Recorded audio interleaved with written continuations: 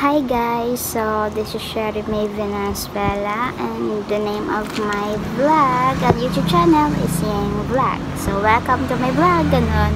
Paruntang ano. So yun, by the way, don't forget to subscribe and like and share and hit the notification bell for more updates. Pero if you don't want to do it, okay lang naman. Hindi ko naman ikakasama yun. Hindi ko naman din ikakagalit. Okay lang. Kung ayaw nyo panoorin, okay lang din. Sa ganun. So, ngayon, masasabi ko lang po ay magagawa po ako ng daily routine. Papakita ko po sa inyo kung anong ginagawa ko sa araw-araw sa trabaho ko. So, first time ko itong gagawin. Kaya sana, wala sanang mambabash. O sana, wala pong magmamasama kasi wala naman po kung haapakan sa video ko. And tulad nga sabi ko, it's my first time, kaya sorry din kung ganda yung pag-set up ko ng vlog ko, pangit. Pero okay na din naman. Ikakatuwa ko rin naman yun sa sarili ko kasi syempre nakikita ko rin kung anong ginagawa ko sa araw-araw. Then syempre bata pa ako, tapos na-realize ko na okay, kaya ko palang gawin ito ng mag-isa kahit na bata pa ako. Kaya ganun talaga ang buhay. Hanggat buhay ka pa, kailangan mong kumilos para sa sarili mo, para sa pamilya mo. Yan, diba? So let's start and samahan niyo ako gumawa ng vlog at matapos to nang maayos. Samahan niyo ako.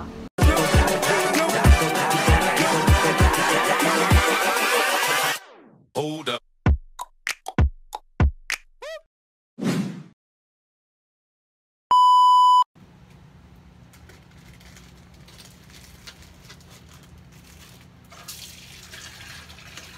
So yun guys, alam kong walang interesado na mapanood yung video na to, pero okay lang, share ko lang kanan. So yan yung pinakauna kong ginagawa tuwing gabi, ang paggagawa ng yelo. Kasi madami yung ginagawa ko dyan. Siguro mga 20 peraso o mahigit pa, depende kung madami yung bumili ng yelo. Yan, tapos ang paggagawa naman ng yelo is hindi naman siya mahirap. Para nakaka-enjoy nga eh. Pero minsan, nasusugatan yung kamay ko kasi pag mahaba yung kuko ko, yung kanon. Kaya lagi ako nag-nail cutter. Minsan din, sa pagtatali, nasusugatan yung kamay ko. Pero okay lang naman. Parte yun ng paghahanap buhay. Kailangan masugatan para magkapera. Char. So yun, at least pawis at dugo ko yung nilalagay ko dyan. Charot lang. Ayan, yung ginagawa ako is gumagawa ng yelo, then minsan sumasayaw-sayaw pa ako dyan kasi ang tahimik talaga minsan. Nakikisabay yung mga customer, di sila bumibili. By the way, yung time na yan is mga 1 AM. Diba, ang tibay? So, let's go. Panoorin nyo ako hanggang matapos. So yan guys, tapos na ako gumawa ng yelo at next na ginagawa ko is ilalagay ko na siya sa rep para tumigas, diba? At nang maibenta na siya tomorrow. By the way, baka napansin niyo yung dumi dyan sa ilalim, na baka isipin nyo dugo tapos hindi nilinis, nilagyan ng kaagad ng yelo. Ano yan, yesterday may nakaligtaan kasing bote ng kasalo na hindi natanggal. Ayun, sumabog. Nilinis ko, nagkandabubog pa ako, pero okay lang naman. Parte yun ng trabaho. Pa-post-post kahit haggard. And the next step is yan, pagre-refill ng mga soft drinks para kahit papano tomorrow may maibentang malamig, diba? I know sa lahat ng mga tendero dyan, ganito rin yung ginagawa nyo tuwing gabi. Nagre-refill kayo para bukas, diba?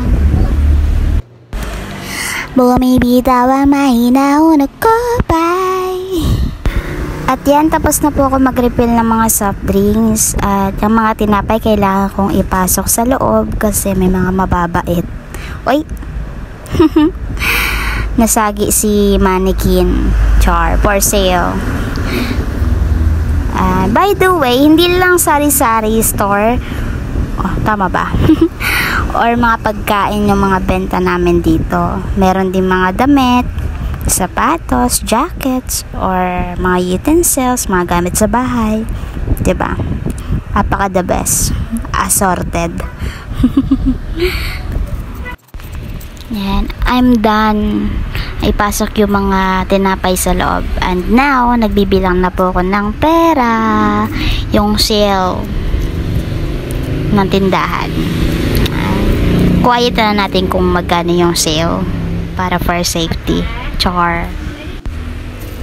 After ko nyan magbilang ng pera, ay magsasarado na ako ng store. Then after ko magsarado ng store, maghuhugas ako ng plato. At yan, tapos na ako maghugas ng plato, tapos na lahat ng mga gawain ko sa gabi, at ako ay magpapahinga na dahil 2:00 na ng madaling araw. At ang gising ko sa umaga ay 11 ng tanghali din. So yan, Sleeping Beauty na. Thank you sa panonood. Bye-bye!